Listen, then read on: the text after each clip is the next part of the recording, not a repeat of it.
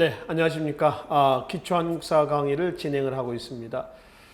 저희가 지난 강의에서 조선 후기 수치체제 개편에 대해서 살펴봤습니다.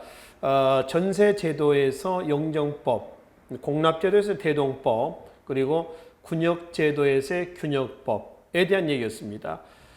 실제 이제 국가직이나 지방직 공무원 시험 전 직렬에서 조선 후기 세제 개편, 즉 경제 파트에서 꼭 한 문제씩 출제가 되는 부분이기도 합니다. 그래서 좀 이제 세제 개편 과정과 결과를 중심으로 해서 살펴봤었습니다. 일단 세제 개편의 배경에는 국가의 세금을 좀 더 많이 걷어보겠다, 경제 안정 이런 데 초점을 맞춰놓고 세제 개편을 단행했었습니다. 실제로 농민들에게 돌아간 혜택은 별로 없었던 거죠. 여기에 대한 농민의 자구책이 나왔던 사실까지 말씀을 드렸습니다. 자, 그러면 이 시간에는 지난 시간에 세제 개편 경제구조 변동과 연관해서 볼 부분입니다. 외호란 이후 조선 후기의 정치, 경제, 사회구조의 변동 속에서 조선 후기의 사상계는 과연 어떤 모습이었을까? 그러니까 정치, 경제, 사회구조가 바뀌면서 조선 왕조의 지배 이데올로기가 뭐예요? 성리학이죠. 과연 성리학은 조선 전기 때처럼 꼿꼿하게 서서 말이죠, 잘 사상적으로 통할하고 있었을까? 아니면 잘 못하고 있었을까? 이 얘기입니다. 결론은 후자입니다. 그러니까 변하는 상황 속에서 성리학도 시대 상황에 따라서 바뀌어야 되겠죠. 그렇죠? 근데 조선 후기의 정치, 경제, 구조의 변동 속에서 성리학은 옛날처럼 초창기 성리학처럼 그러니까 우물 안에 개구리식의 그런 성리학으로 지켜나가고 있었던 거죠. 유지해 나가고 있었던 겁니다. 요즘에 젊은 친구들 사이에서 이런 얘기를 하죠. 꼰대란 얘기야, 꼰대. 그렇죠? 들어보셨죠? 또 여러분들도 많이 하는 얘기일 겁니다. 꼰대라는 그런 개념이 조선 후기의 성리학이었다라고 보시면 됩니다. 변할 줄 모르고, 그렇죠? 그러니까 시대에 적응을 못하는 겁니다. 자꾸 옛날 것만 따지고 말이죠. 이거야말로 정말 꼰대 아니냐 이 얘기예요. 조선 후기의 성리학이 그런 것 같습니다. 그래서 그런 성리학에 대한 비판론도 나오고요. 또 반성론도 나오고요. 또 그 성리학 틀 내에서도 일부는 떨어져 나와서 비판하기도 합니다. 이런 비판론 또는 성리학 내에서 떨어져 나온 세력의 등장, 이거는 조선 후기의 성리학이 제대로 제 길을 가고 있어, 못 가고 있어, 못 가고 있다라고 하는 것을 보여주는 대표적인 사례입니다. 이런 배경에서 양명학도 나오고요, 또 실학도 나오고요, 이렇게 나오는 것이죠. 이게 조선 후기의 사상계 전반적인 동향이다라고 보시면 되겠습니다. 자, 그래서 지금 자료에 보시면은 조선 후기의 성리학의 동향에서 나온 부분이 있죠. 이게 지금 제가 말씀드렸던 얘기예요. 그러니까 조선 후기의 성리학은 제대로 제 기능을 수행하고 있다, 못하고 있다. 못하고 있다라고 하는 겁니다. 자, 여기 한번 봅시다. 그래서 조선 후기예요. 조선 후기에 들어왔습니다. 사상계의 동향을 좀 살펴봅시다. 근데 여러분들이 그냥 조선 후기 사상계 동향에서 이것만 볼 건 아니고요. 누린이 말씀드렸습니다만은 조선 후기의 정치, 경제, 사회구조 변동 속에서 나타난 사상계 동향입니다. 앞뒤 다 잘라먹고 그냥 조선 후기 사상계 동향 이렇게 보면 안 돼요. 앞뒤 다 잘라먹으면 조선 후기 사상계 볼 필요가 없습니다. 성리학, 15세기 때 성리학 그대로 가야 된다는 거죠. 근데 그건 아니란 얘기지. 그치? 그러니까 조선 후기의 정치, 경제, 사회구조의 변동 속에서 조선 후기의 성리학은 제대로 가고 있었다, 못 가고 있었다. 못 가고 있었다는 겁니다. 성리학의 한계가 노출되고 있는 상황입니다. 시대에 적응을 못하고 있었다라고 하는 겁니다. 그 한계가 노출되고 있었다라고 하는 것이 대표적으로 호락 논쟁이 발생했다라고 하는 건데, 자, 이 호락 논쟁이라고 하는 건 뭐냐면은 호파와 낙파의 논쟁을 호락 논쟁이라고 얘기를 합니다. 잠깐 좀 보죠, 여기에. 이 호락 논쟁은 노론 내에서 나왔습니다. 노론은 소론하고 노론은 원래 누구였냐면은 붕당에서는 서인이었습니다. 서인이 숙종대 경신환국이라는 사건 이후에 소론과 노론 나눠졌습니다. 그 중에 소론, 노론 중에서 우리야말로 정통파 성리학자다. 서인 그러면 여러분들 정통파 성리학자를 자처하는 붕당이라고 기억하시라고 그랬죠. 물론 다른 붕당이었다고 해서 성리학 계열이 아니다. 이런 얘기는 아닙니다. 아니지만은 그 중에 자처했던 사람들이 얘네들이죠. 그 중에 소론과 노론 중에서 우리야말로 서인의 적장자다라고 했던 사람들이 노론입니다.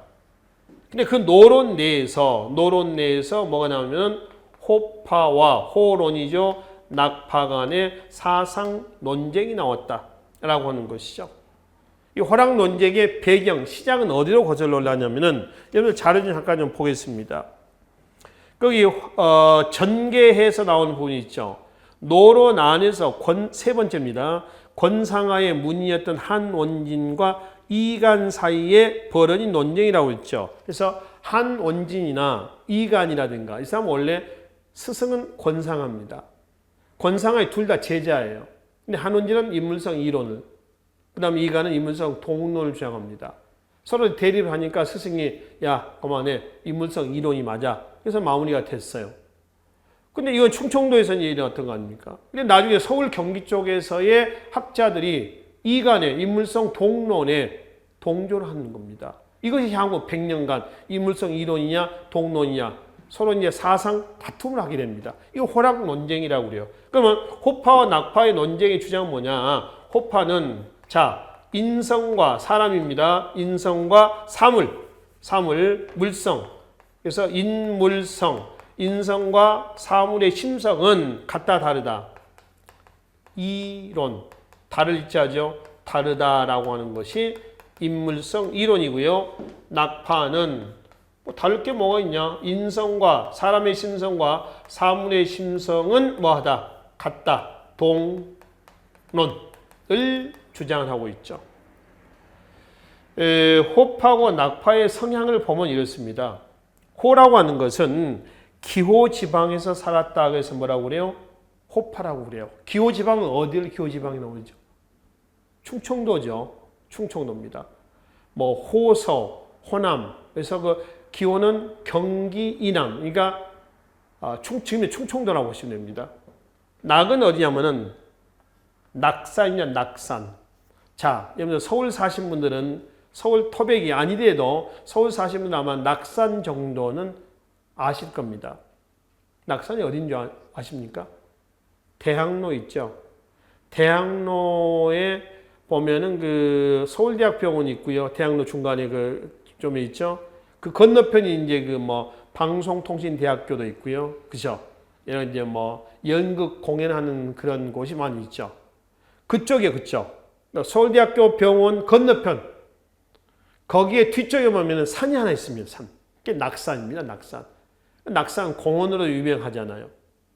그러니까 아마 그 종로구하고요. 아마 성북구의 경계가 되는 산이기도 할 겁니다. 저쪽에 동성고등학교 쪽에서 동대문 쪽으로 이렇게 연결되어 있는 건데요. 낙타 등 모양으로 이렇게 되어 있어요. 그래서 낙타산이라고도 부르고요. 낙산이라고도 부릅니다. 그 낙산 밑에서 살고 있었다. 그래서 낙파라고 그래요. 그러니까 쉽게 말하면 도시적 분위기에서 살고 있었다라고 하는 것이죠. 낙산은 서울 시내에서 그 젊은 청춘들의 데이트 코스로도 유명합니다. 또 그 아마추어 사진 작가도 있죠. 뭐 꼭 아마추어라고 하기는 그렇습니다만 프로 뭐 사진 작가들도 마찬가지입니다만 사진 찍기가 서울 야경을 찍기 좋은 데가 또 낙산이에요. 해가 뉘엿뉘엿 넘어갈 때쯤 해가지고 카메라를 들고 가서요. 뭐 꼭 카메라에서 전문적인 뭐 몇백만짜리 카메라를 얘기하는 건 아닙니다. 뭐 요즘에 들고 다니는 뭐 디지털 카메라에 그런 거라든가 뭐 스마트폰도 마찬가지가 되겠죠. 사진이 아주 잘 나오는 코스 중에 하나입니다. 대학로에 불빛이 뉘엿뉘엿 석양이 넘어가면서 하나 둘씩 불빛이 켜질 때 그때가 딱 좋은 코스예요. 한 1시간 정도에만 걸어가는 코스 정도가 됩니다. 낙산이거든요. 나중에 시간 되시면 꼭 한번 가보십시오. 거기서 다 만나지 말고요, 또. 그래서 이제 그 낙산 밑에서 도시적 분위기에 살았던 사람이고, 여기는 충청도에 살고 있었던 호파입니다. 그래서 기호의 호자와 낙산의 낙자를 따라서 호락 논쟁. 그래서 한원진, 이간 이렇게 정리를 하시면 됩니다. 그래서 호파와 낙파 중에서 정통 성리학을 추구했던 사람들은 누구냐? 그러면 그 중에 누구예요? 호파입니다. 호파죠. 인성과 물성, 사람의 심성과 사물의 심성은 뭐다? 다르다. 이거는 뭐다? 같다. 그러니까 이건 정통 성리학을 고집했던 사람들입니다. 온리 성리학입니다. 시골에 짱 박혀서 성리학만 연구했던 사람이고요. 낙파는 도시적 분위기에 살면서 성리학을 연구하면서도 다른 데도 관심을 가졌던 이런 사람들이다. 이렇게 보시면 되겠습니다. 즉 인성, 물성은 다르다는 얘기는 성리학의 명분론에서 이런 얘기를 하죠. 여러분들 그 일전에 우리가 서인에서 이런 얘기를 한번 했습니다. 성리학에서 강조하고 있는 존, 화, 양, 이라고 하는 사상 기억나십니까? 존화, 양이 화를 존중하고 그리고 이를 뭐 한다는 거죠? 배척한다라고 하는 겁니다. 이런 시각을 화이관 또는 이런 화는 중국이죠. 이 중국은 그래서 중하다. 중하 사상이죠. 우리는 스스로 낮춰서 뭐라고 했어요? 소중하다.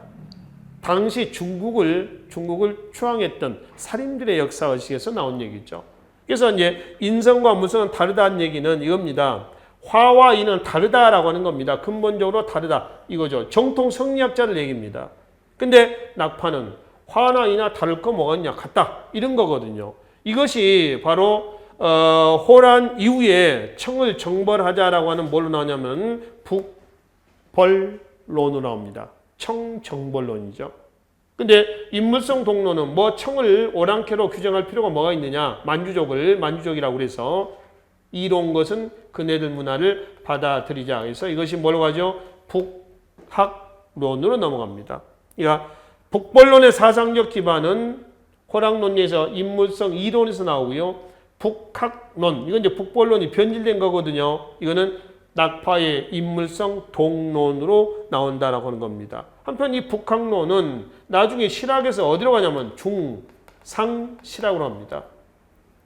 이 중상실학은 부국강병, 민생 안정을 위해서는 청나라 학문을 받아들이자 이거거든요.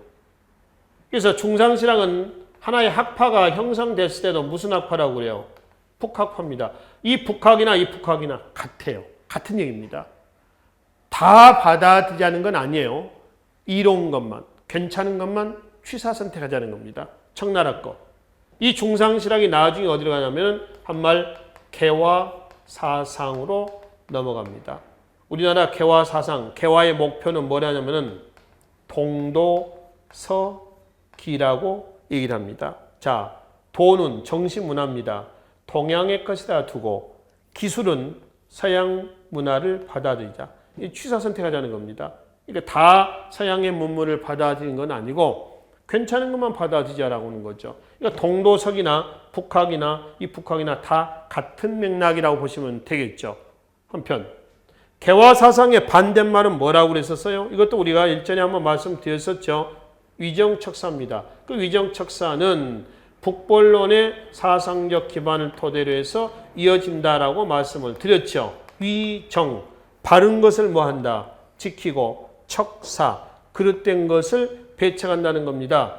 위정척사라고 쓰고요. 성리학의 명분으로 읽을 때는 뭘로 읽어요? 존화양이라고 읽죠. 그러니까 이 존화양이 이게 호파의 인물성 이론으로 넘어가는 사상적 기반이 되고요. 그것이 결국 19세기 위정척사 사상으로 넘어간다는 겁니다. 이게 사상의 흐름이다라고 이제 보시면 됩니다. 자, 근데 여기서 우리가 주목할 것은 정통파 성리학자였던 노론 내에서 누가 등장했다는 거예요? 낙파. 얘네들이 등장했다. 즉 존화양의 사상을 부정하는 거 아닙니까? 인성과 사람의 심성과 사물의 심성은 같다. 뭐 다를 거 뭐가 있느냐? 똑같다. 이렇게 얘기하고 있다는 것은 지금 현재 성리학 틀 내에서 보면은 뭔가 문제가 있다라고 하는 겁니다. 변하는 조선 후기에 사회의 모순을 수습할 수 있는 사상적 기능을 지금 노출하고 있었다는 거죠. 제대로 안 되고 있었다는 겁니다.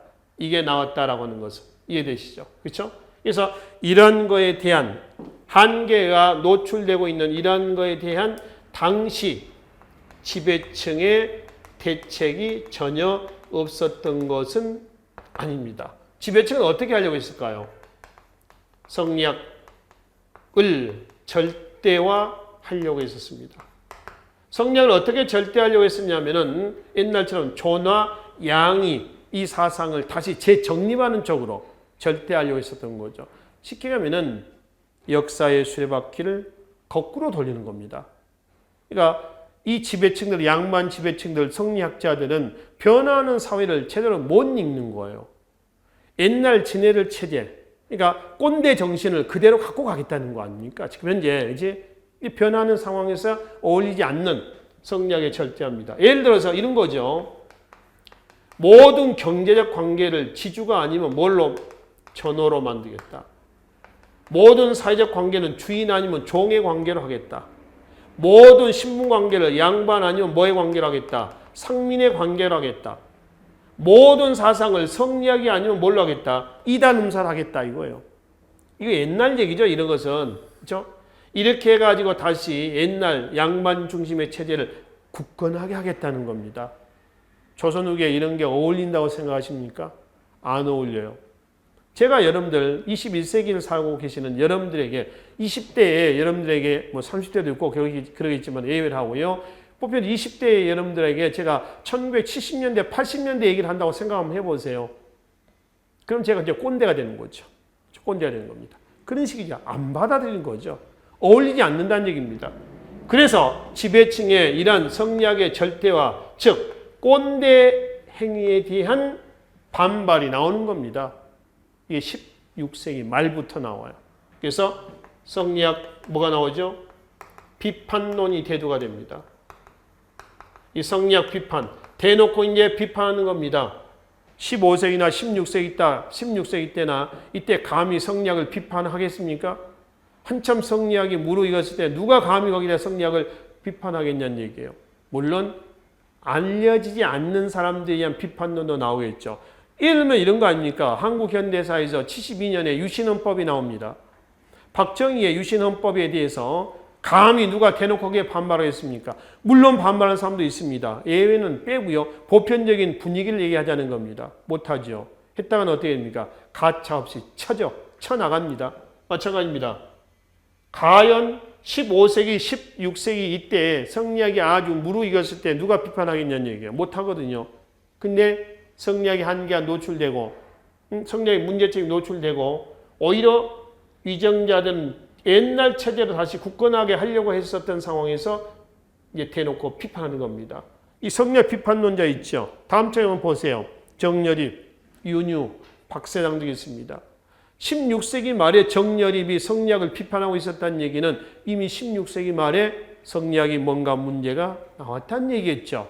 정여립 얘기 한번 봐봐요. 둘째 줄에 뭐라고 있어요? 천하공물. 그리고 뒤에 하사비군이라고 되어 있네요. 자, 해석하면은 천하는 공물이다. 천하는 개인 사유물이 아니다. 조금 줄여서 얘기하면은 조선은 이식계 아니다. 조선은 공적인 것이다. 사유 개인 왕조가 아니다. 이 얘기입니다. 하사 비군. 하사. 누구를 섬기던 비군. 임금이 아니냐. 이 얘기죠. 이거는 꼭 이씨만 왕으로 섬기지 않아도 된다는 얘기 아닙니까? 그러면 왕조 입장에서 이건 반역하는 거죠. 가만두겠습니까? 아웃시키는 거죠. 그 다음에 또 윤유 봐요. 윤유. 뭐라고 했어요? 윤유는. 17세기에 들어가지고. 어찌 천하의 이치를 주자만 알고 나는 모른단 말이냐. 공자나 맹자가 다시 태어난다면 내 학설이 승리하게 될 것이다. 그래서 주자, 주의죠. 주의. 남성대 성리학을 만든 대놓고 비판합니다. 그러면 성리학자들이 가만히 있겠습니까? 잡아다가 내치는 거죠. 뭐라고 쳤어요? 사문난적. 사문난적은 유학의 반역자라고 해석하십시오. 유학의 반역자. 또 박세당이라는 사람 나오죠. 바로 밑에 박세당. 그에 이어서 사변록이라는 저서가 있습니다. 사변록이라는 저서에서 역시 주자하고 다른 해석을 하면서 주자학계, 성리학계에서 이단음사로 배척합니다. 즉 사문난적으로 체험하는 거죠.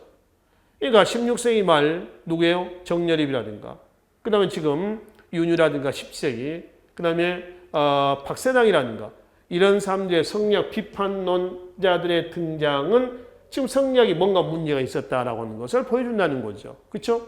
여기다가 양명학입니다. 양명학이 또 수용이 되죠. 이 양명학은 중국 명나라의 유학입니다. 우리나라 유학은 아니에요. 그러니까 중국에서 왜 양명학이 나왔냐면 명나라 때 명후반에 나왔는데요. 중국도 성리학이 쭉 송 이후에 유지가 되어 옵니다. 명나라 때까지 송, 원, 명 유지가 되어 오는데 역시 우리나라처럼 중국에서도 성리학의 한계가 나오는 겁니다. 그래서 왕수인이라는 사람이 성리학에 대한 반발에서 양명학을 만들어요. 왜 양명학이라고 하느냐? 왕수인의 호가 양명이거든요. 그래서 양명학이다. 이렇게 이제 명명을 합니다. 다른 의미는 없어요. 양명, 호를 따서 왕수인의 호를 따서 양명학 이렇게 한다는 거죠. 구석기 시대 때, 이거는 여담입니다만은 구석기 시대 때에 충청도에서 어느 동굴에서 한 5살 정도 되는 아이의 뼈가 나옵니다. 제천 쪽인데요. 그 아이의 이름을 뭐라고 했냐면 흥수아이라고 그래요. 흥수아이. 근데 왜 흥수아이냐 하면 그 동굴에서, 석회암 동굴에서 그 아이의 뼈를 발견한 사람이 김흥수라는 사람이에요. 그래서 그 사람 이름을 따서 뭐라고 그래요? 흥수아이. 이렇게 명명을 하잖아요. 뭐 역사에서는 그런 것들이 많이 나와요. 그러듯이 양명학도 마찬가지 왕수의 호를 따서 양명학이라고 그래요. 그러니까 중국에서도 성리학의 문제점이 나왔다는 겁니다. 그래서 이게 나왔다는 거 아닙니까? 이거를 누가 소론 계열에서 받아들입니다. 소론은 아까 서인에서 나눠진 노론과 수학의 소론입니다. 이 소론은 양명학을 수용을 했었고요. 또 중상실학의 선구자가 누구냐면은 유수원입니다. 유수원도 소론 출신이에요. 그러니까 소론 계열은 정통 성리학을 자처했던 서인에서 갈라졌지만은 꼭 성리학만 고집하지는 않은 그런 계열로 보시면 되겠죠. 그래서 양명학, 실천을 강조했던 양명학입니다. 양명학에 대한 얘기 나중에 보고요. 또 국내에서는 뭐도 나오죠? 실학이 발생합니다. 실학은 무슨 뜻이냐면은 현실 개혁의 학문이다. 어떤 현실? 성리학의 모순이 노출되고 있는 현실 개혁의 학문이다. 명분에만 치우쳤던 성리학을 극복하고 실천을 강조했던 양명학의 수행이다. 이런 거죠. 그래서 조선 후기 성리학이 지금 제 기능을 수행하고 있지 못하고 있었을 때 이 배경에서 나타났던 그 중에 양명학과 실학을 중심으로 해서 살펴보자라고 하는 겁니다. 자, 중국 유학을 잠깐 좀 보죠. 송, 원, 명. 이때 중국의 유학은 성리학입니다. 우리나라 유학은 거의 중국의 유학이에요. 중국의 유학이 우리나라 들어온 거 아닙니까? 그죠? 성리학입니다. 성리학은 뭘 강조한다고요? 명분입니다. 명분을 중시합니다. 그 이름에 따른 직분을 중시한다는 뜻이에요. 즉, 양반은 양반대로, 상민은 상민대로 해야 할 일이 있다라고 하는 겁니다. 이건 명분이라고 그래요. 여기 보세요. 지주는 지주대로, 전호는 전호대로, 주인은 주인대로, 또 총은 총대로, 양반은 양반대로, 상민은 상민대로 해야 할 일이 있다는 뜻이에요. 그건 명분이라고 그래요. 그 위치에 맞게. 노비가 갓 쓰고 도포 입고 경정 끼고 다니면 되겠어? 그건 명분이 안 맞는다라고 하는 거예요. 그 명분입니다. 그래서 성리학은 명분만 중시했기 때문에 성리학을 이렇게 얘기해요. 이거 한번 읽어보실래요? 선, 지, 후, 행이라고 이랍니다. 먼저 알고 나중에 행한다는 뜻이야. 먼저 알고 그 이 알미 명분에 맞으면은 하고 나중에 하고 명분에 맞지 않으면 안 한다는 뜻이에요. 이걸 선지 후행이라고 해요. 그래서 성리학을 우리는 껍데기만의 학문 아니냐 이렇게 얘기를 한다는 거예요. 그래서 허지학이다. 껍데기만의 학문이다 해서 허지학 이렇게 얘기를 합니다. 자, 이게 송, 원, 명대 때 쭉 진행이 되어 오다가 명 후반에 가면은 이 성리학의 문제점, 모순, 한계가 노출됩니다. 중국에서 명나라 때. 우리나라에서도 성리학의 한계가 노출됐듯이 중국에서도 한계가 노출했다라고 하는 겁니다. 그래서 왕수인에 의해서 나왔던 것이 뭐라고요? 양명학과 중국에서도 실학이랍니다. 이 실학은 중국 실학이요. 지금 중국 유학입니다. 우리나라 유학을 얘기하는 건 아니에요. 아시겠죠? 이 양명학은 성리학이 명분을 중시했다라고 한다면 양명학은 뭘 중시합니까? 라고 하는 거죠. 뭘 중시한다? 실천을 중시하는 겁니다. 실천. 행하는 거죠. 행하는 겁니다. 그래서 성리학이 선지 후행이다 라고 한다면은 양명학은 뭐라고 그러죠? 지, 행, 합, 일이다. 이렇게 합니다. 아는 것과 행하는 것은 합일, 일치가 돼야한다는 겁니다. 이 양명학이죠. 양명학의 교리는 지행합일도 있지만은 여러분 양명학으로 한번 가보실래요? 맨 위에 양명학의 사상적 기반이 있죠. 한번 찾아보세요. 옆에 강화학파의 계보가 있고요. 바로 왼쪽에 심증리, 치양지, 그리고 지행합일이라는 얘기가 있습니다. 심증리. 자, 심. 인간의 마음이 곧 리다. 인간은 모든 인간입니다. 양반이나 뭐 지배층만 얘기하는 건 아니고요. 모든 인간의 마음이 곧 원리다. 이 얘기고요. 치양지. 치양지란 얘기는 뭐냐면은 치양지가 아니고요. 치양지입니다. 양지라고 하는 것은 사람이 태어날 때 있죠. 태어날 때에 가졌던 순수한 마음이에요. 태어날 때 딱 가졌던 마음. 그 마음으로 뭐 하자는 거죠? 되돌아가자는 겁니다. 속세에 찌들고 병들고 이런 마음들 다 정리하고 옛날 본래대로 되돌아가자는 거죠. 치양지. 그리고 뭐예요? 마지막 지행합일입니다. 아는 것과 행하는 것은 일치가 된다. 일치가 안 되는 알면 알미 아니다. 이런 얘기입니다. 이 양명학입니다. 이 양명학이 바로 16세기 초 우리나라에 수용이 됐습니다. 양명학의 경전을 전습록이라고 그래요. 이 전습록이 우리나라에 들어오면서 소개가 됩니다. 근데 아시다시피 16세기는 성리학이 아주 전성기를 구가하던 시기 아닙니까? 이 시기 때에 대표적인 성리학자였던 이황이라는 사람이 이 책을 읽고 전습록변이라는 책을 씁니다. 전습록변이나 정도전의 불시잡변이나 둘 다 변, 비판서적입니다. 정도전의 불시잡변은요, 불교 비판책이죠. 고려의 불교에 대한 비판책이고요. 그 다음에 아까 사변록이라는 책은 성리학 비판책이라고 했죠. 박세당에. 또 앞에 보시면은 특정 사상과 특정 종교 비판책이 있습니다. 지금 이황의 전습록변이라든가 안정복의 천학과 천학문답이라든가 천학은 천주교를 얘기합니다. 천주학, 천학을 얘기하죠. 이런 책들이 있죠. 앞에 박스에 참고 자료 찾아보십시오. 전습록변을 통해서 이황이 양명학을 비판하니까 누가 감히 양명학을 연구하고 관심을 갖겠냐는 얘기죠. 쑥 들어가 버리죠. 이때 전습록변을 보면요. 전습록변을 보면은 이황이 성리학의 집대성자 이황이 양명 왕수인을 광자라고 표현했습니다. 광자. 광자라고 하는 것은 이 광 무슨 광자인가요? 미칠 광자입니다. 그러니까 광자다라고 하는 것은 미친놈이다. 이렇게 이제 평가를 하는 거죠. 여기서 이제 광자, 미친놈, 우리가 요즘 얘기하는 무슨 정신병자 이런 광자가 아니고요. 그래서 얘기하는 광자는 일종의 이상주의자입니다. 이상주의자. 어떤 사람도 이상주의자라고 그러죠. 뜻은 높은데 실천 능력이 없는 사람들을 이상주의자라고 그러잖아요. 그죠? 그래서 광자라고 비판했다. 그러니까 성리학이 바닥에 유행하고 있었고 그 중에 제1인자였던 이황이 양명학을 비판하는데 누가 감히 대놓고 양명학을 연구하겠냐는 얘기입니다. 그러니까 쑥 들어갔다가 17세기 초, 자, 그 양명학이 좀 봐봐요. 양명학의 전개 과정을 보시면은 그 다음 장 사상적 기반 밑에 보시면은 17세기 초 장유, 심음, 최명길. 최명길은 호란, 병자호란 직전에 주전론의 김상은과 주하론의 최명길이 나오죠. 그러니까 이 최명길 같은 경우는 성리학을 토대로 하면서도 양명학적 정신을 갖고 있었던 사람이에요.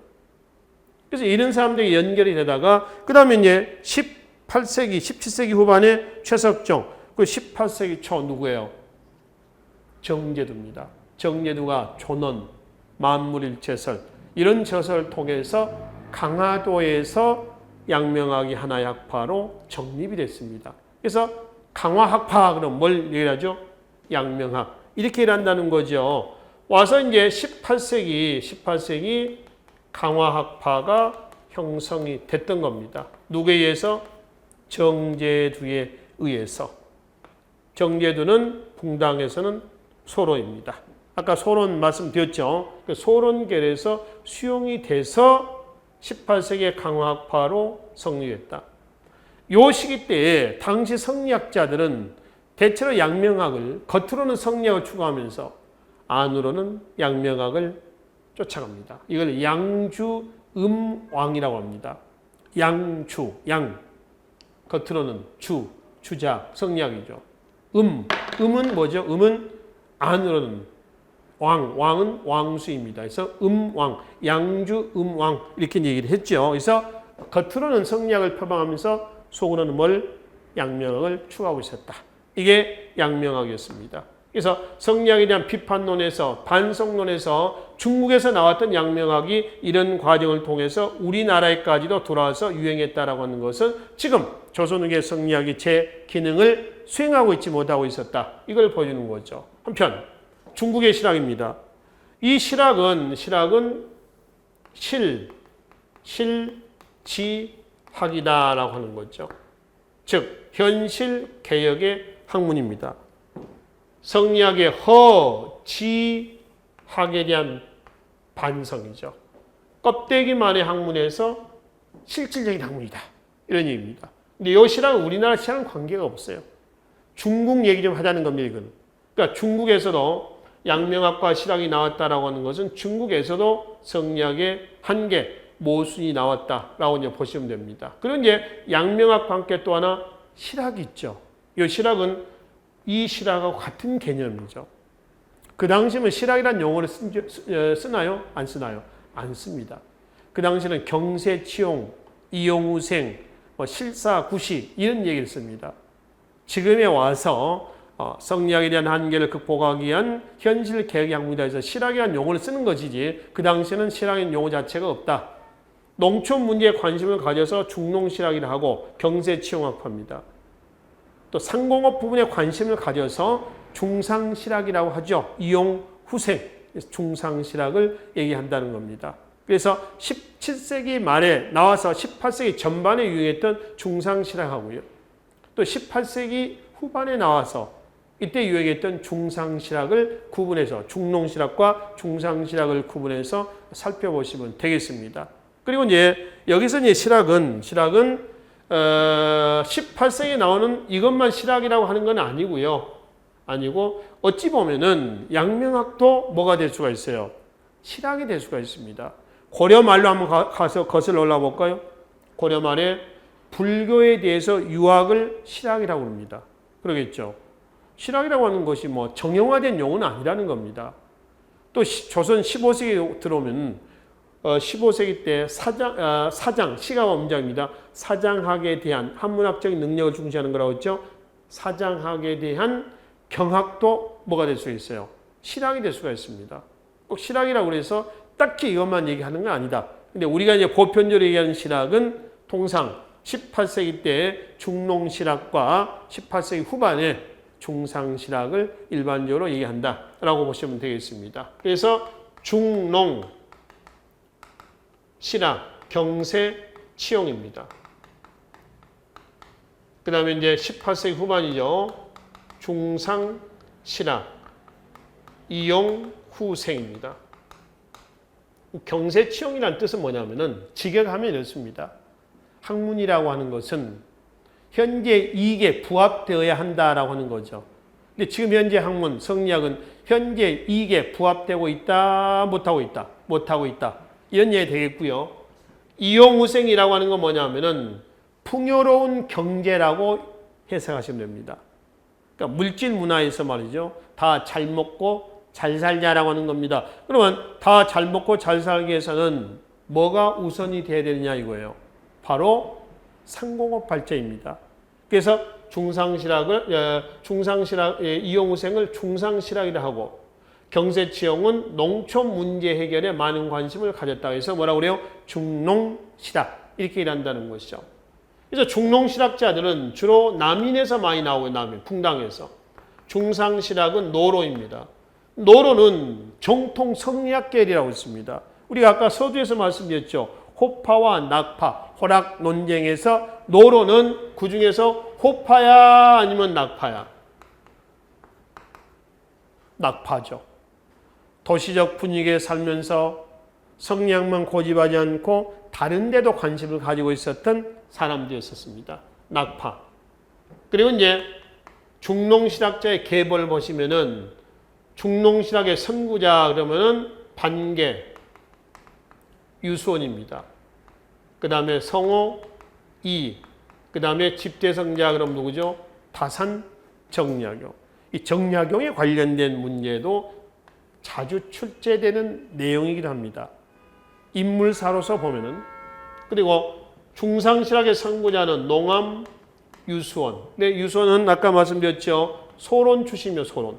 그리고 담원 홍대용. 그 다음에 연암 박지원.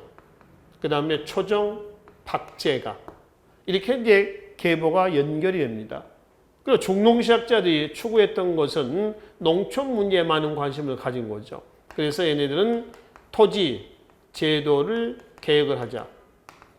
그래서 자영농을 육성을 하자. 이게 이제 얘네들의 제도 계획안입니다. 그래서 이제 토지제도 계획안에서 보면은 반계 유영원의 토지제도 계획안은 균전제, 성호 이계 한전제, 다산 정약용의 여전제, 뭐 정전제, 또 여전제 이런 것들이 나오고요. 물론 중상실학자라고 그래서 토지제도 계획에 관심을 안 가졌다라고 하는 건 아닙니다. 예를 들어서 담원 홍대용의 균전제, 연암 박지원의 한전제 이런 것들 나와요.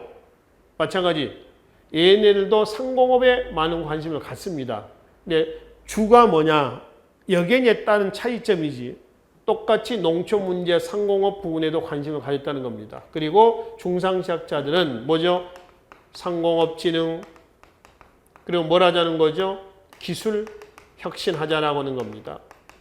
그러니까 얘네는 이걸 먼저 하고 이거 나중에 하고 얘네들은 이거 먼저 하고 이거 나중에 하자라고 하는 겁니다. 궁극적인 목표는 똑같습니다. 부강경, 민생, 안정이에요. 자, 중농실학하고요. 또 하나 중상실학자들의 화폐 문제에 대한 주장도 대치가 됩니다. 얘네들은 폐전론. 얘네들은 상공업 진흥원에서는 화폐를 쓰자. 용전론. 돈 쓰지 말자. 돈은 쓰자. 뭐 이런 주장들이죠. 학파는 중농실학의 학파는 성호 이익의 제자들에 의해서 학파가 형성이 됩니다. 그래서 성호 학파라고도 하고요. 경기도 쪽이다 해서 근기 학파라고도 얘기를 합니다. 그리고 중상실학은 아까 서두에서 말씀드렸죠. 저기에서 청약문을 수용하자라고 하는 거죠. 뭐요? 북학파. 여기는 성호학파, 근기학파 이렇게 합니다. 그래서 중농실학하고요. 중상실학을 우리가 비교해 봤을 때 가장 큰 내용은 이렇게 비교를 좀 해볼 수가 있겠습니다. 자, 그리고 이제 실학이 갖고 있는 성격을 좀 살펴봅시다. 민족주의적이다. 우리 민족 문화에 많은 관심을 가졌다. 그래서 민족주의적이라 하고요. 그 다음에 피지배층의 권익대변에 노력을 했다. 민본주의적이다. 그리고 근대지향적이다. 이게 실학이 갖고 있는 3대 성격입니다. 그리고 실학자들의 궁극적인 목표, 지향점은 똑같다고 그랬죠. 뭐 하자는 거죠? 부국강병, 그리고 민생 안정하자. 이게 얘네들의 목적입니다. 보세요. 중농실학자들은 방금 말씀드렸죠. 토지제도 계획을 하고 그 다음에 상공업 진흥 기술혁신하자. 그리고 결론은 뭐 하자는 거죠? 이거 하자라고 하는 거죠. 근데 얘네들은 이걸 먼저 하고 이거 나중에 해서 결론 뭐 하자? 이거 하자는 겁니다. 방법론에 있어서의 차이지. 얘네들이 뭘 이것만 추구하고 이거는 폐지하고 또 얘네는 저걸 또 추구하고 이걸 폐지하고 이런 건 아니란 얘기입니다. 뭐를 먼저 하느냐에 따른 차이였습니다. 결론은 똑같다라고 하는 겁니다. 근데 이 부국강명 민생안정론은 어디서 나오냐면은 15세기 있죠. 좀 거슬러 나옵시다. 15세기 훈구파가 집권했었을 때의 정치 사상이 뭐였냐면은 공리주의였습니다. 이 공리주의란 얘기는요, 18세기 영국의 그 경험주의 철학자 제레미 벤섬인가요? 최대 다수, 최대 행복입니다. 그거를 공리주의라고 그래요. 이거를 15세기적인 의미로 바꾸면은 공리주의는 뭐냐면은 부국 강병 그리고 뭐죠? 민생 안정 이렇게 해석하시면 됩니다. 이게 15세기 훈구파들이 지향했었던 당시 사상이었었어요. 근데 이제 6세기 이후에 가면은 권력이 바뀌죠. 훈구에서 누구로 바뀐가요? 살인파로 바뀌었습니다. 살인들은 공리주의, 즉 부국강명, 민생안정 하든지 말든지 오로지 절의와 명분에만 치중합니다. 뭔가요? 왕도주의를 지향합니다. 왕도주의라는 것은 절의, 충절과 의리 그리고 오로지 명분이에요. 이거를 중시하는 겁니다. 부국강명 민생안정보다는. 그러니까 15세기 때 제창했던 부국강명 민생안정은 16세기 때 단절이 됐던 거죠. 그죠? 끊깁니다.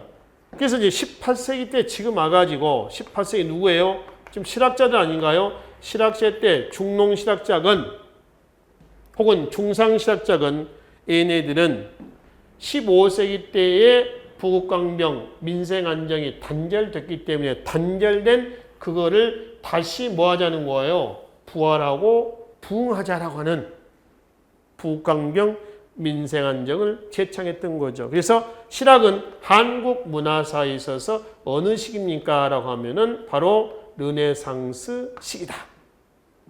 무슨 뜻이에요? 르네상스, 재생, 부활, 부흥. 뭐에 대한 재생과 부활과 부흥이라는 얘기인가요? 15세기 공리주의에 대한 재생과 부활과 부흥이다. 이런 얘기예요. 자, 여기까지만 보면 실학은 굉장한 것 같죠, 조선후기 때. 근데 실학이 갖고 있는 한계도 있습니다. 제야 지식인의 주장이었다. 그래서 정책에 반영이 됐다, 안 됐다? 안 됐다. 이게 실학이 갖고 있는 한계입니다. 아시겠죠? 그리고 실학자들이 우리가 겉으로 얘기하는 것처럼 성리학적인 질서를 완전히 타파하고자 여러 가지 계획안들을 제시했을까? 또 그건 아니거든요. 체제 내적 개혁이냐 아니면 체제 완전히 부정적인 개혁이냐 뭘 것 같아요, 여러분들? 체제 내적 개혁입니다. 쉽게 하면 지네들 주머니를 다 털어내려고 하지는 않았다는 거죠. 성리학이란 틀을 내에서의 개혁이지 성리학이라는 이 울타리를 완전히 해체시키자 이건 아니었다는 겁니다. 이게 실학이 갖고 있는 한계죠. 그러니까 조선왕조 18세기 이후에 실학이 나왔다고 하지만은 조선왕조의 지배 이데올로기는 조선이 시작돼서 조선이 끝장날 때까지 계속 뭐였다는 거예요? 성리학이었다라고 하는 것을 알 수가 있습니다. 그리고 양명학이건 실학이건 그 당시는 몰랐어요. 그게 뭐예요? 있는 염리조차도 몰랐다. 이 사람 개인의 생각들이었습니다. 이거는 20세기에 들어와서 일제강점기 1936년 이후에 와가지고 일제강점기 때 국학자들에 의해서 우리 것에 대한 연구를 하다 보니까 이런 것이 나타나는 겁니다. 그래서 이때 이런 게 있었구나 해서 이제 20세기에 들어와서 이 사람들이 공개가 된 것이지 이 사람들이 그 당시에 오늘날처럼 뭐 시민단체의 뭐 주장 내용처럼 막 주장하고 궁궐 앞에 가서 떠들고 이런 것은 아니었다라고 하는 겁니다. 그러니까 도도한 조선왕조의 지배 이데올로기는 뭐였었다? 성리학이다. 이렇게 이제 보시면 된다. 아시겠죠? 그래서 조선 후기 이 시간에는 성리학이 조선왕조의 지배 이데올로기였던 성리학이 제 기능을 수행하지 못함으로 인해서 나타난 여러 가지 새로운 사상의 수용과 새로운 사상의 등장이 나왔지만은 결국 성리학의 벽을 뛰어넘지는 못했다. 만약에 성리학을 뛰어넘으려면은 어떤 일이 일어나야 될까요? 그렇죠? 왕조가 무너져야 돼요. 붕괴가 돼야 됩니다. 조선 말고 먼 다른 왕조가 만들어져야 될 거란 얘기입니다. 물론 역사라고 하는 것은 뭐 결과론적인 결과를 가지고 오는 것이지 어떤 예상할 수는 우리가 뭐 어떻게 됐으면 어땠을까라고 이렇게 추측하는 건 아니지 않습니까? 우리 사실의 기록을 배우는 거니까. 그러니까 우리가 이제 좀 더 들어가서 본다면은 성리학 대신 뭐 양명학이나 신학으로 바뀌어져야 된다면은 왕조가 바뀌어야 되지 않았을까 이렇게 생각이 듭니다. 하여튼 그것까지는 아니고요. 이 시간에 그래서 양명학과 신학이 나오게 된 또는 수용하게 된 배경을 당시의 정치, 경제, 사회 구조의 변동과 함께 연관해서 살펴봤습니다. 자, 오늘 강의는 여기서 마무리하고요. 다음 강의에서 뵙도록 하겠습니다. 수고하셨습니다.